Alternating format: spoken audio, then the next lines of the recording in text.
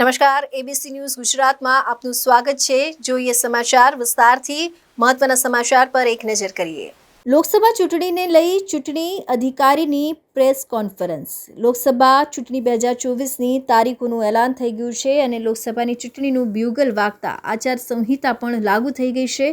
ત્યારે જામનગર જિલ્લામાં લોકસભા ચૂંટણીને લઈને કામગીરી અને પ્રચાર પ્રસાર અંગે કલેક્ટર કચેરીના સભાખંડમાં જિલ્લા ચૂંટણી અધિકારી અને કલેક્ટર બી.કે. પંડ્યાના અધ્યક્ષ સ્થાને પત્રકાર પરિષદનું આયોજન કરવામાં આવ્યું હતું, જેમાં ચૂંટણી અધિકારી તથા નાયબ ચૂંટણી અધિકારી જીલ પટેલ દ્વારા પ્રેસ મીડિયાના મિત્રોને માહિતી આપવામાં આવી હતી। આ વખતે ભારતના ચૂંટણી પંચ દ્વારા મતદાતાઓનું ખાસ ધ્યાન રાખતા અને કોઈ ગેરરીતિ ન થાય કે આચાર સંહિતા ન તૂટે તે માટે ખાસ એપ્લિકેશન સીવીજીલ લોન્ચ કરવામાં આવી છે, જેના થકી સ્થળ પર થતી ગેરરીતિ કે આચાર સંહિતા તૂટતી જણાય તો કોઈ પણ વ્યક્તિ ફોટો કે વિડીયો દ્વારા અપલોડ કરી જાણકારી આપી શકશે। આ ઉપરાંત એનું નામ ગુપ્ત રાખવું હોય તો તે રાખી શકશે।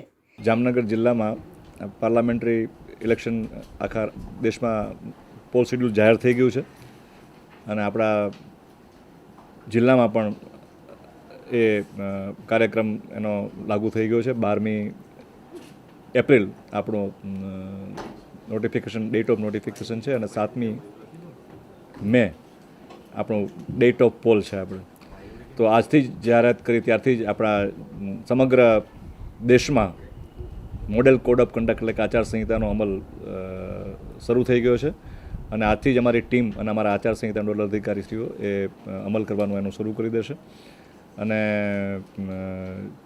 ચૂંટણીમાં તમામ તૈયારીઓ જિલ્લામાં ચૂંટણી પંચ દ્વારા અમારા દ્વારા થઈ ચૂકી છે। બધા જરૂરી ઇલેક્ટ્રોનિક વોટિંગ મશીન, તમામ સ્ટાફની નિમણૂક, તમામ સ્ટાફ રૂટ, ડિસ્પેચિંગના સ્થળો, મતગણતરી સ્થળ ખંડ, આ તમામ બાબતની તૈયારીઓ ચૂંટણી તંત્ર દ્વારા મતદાર યાદીઓ પણ ફાઇનલ થઈ ચૂકી છે। એટલે તમામ તૈયારીઓ ચૂંટણી પંચ દ્વારા અત્યારે આજે પૂર્ણ થવામાં છે અને ચૂંટણી સ્મૂધ, સારી રીતે વિશ્વાસપૂર્ણ વાતાવરણમાં અને નાનામાં નાના છેવાડાના વ્યક્તિને પોતાના મતાધિકાર મળે અને એને કોઈ અગવડ ન પડે મતદારને, એ તમામ આજે જે માનનીય મુખ્ય ચૂંટણી કમિશનરશ્રીએ જે પ્રમાણે વાત કરી છે એ પ્રમાણે અમલ કરવા માટે જિલ્લા વહીવટીતંત્ર પણ કૃતનિશ્ચયી છે। કેમેરામેન રાજ આહિર સાથે reporter Yogesh Jhala, ABC News Gujarat, Jamnagar.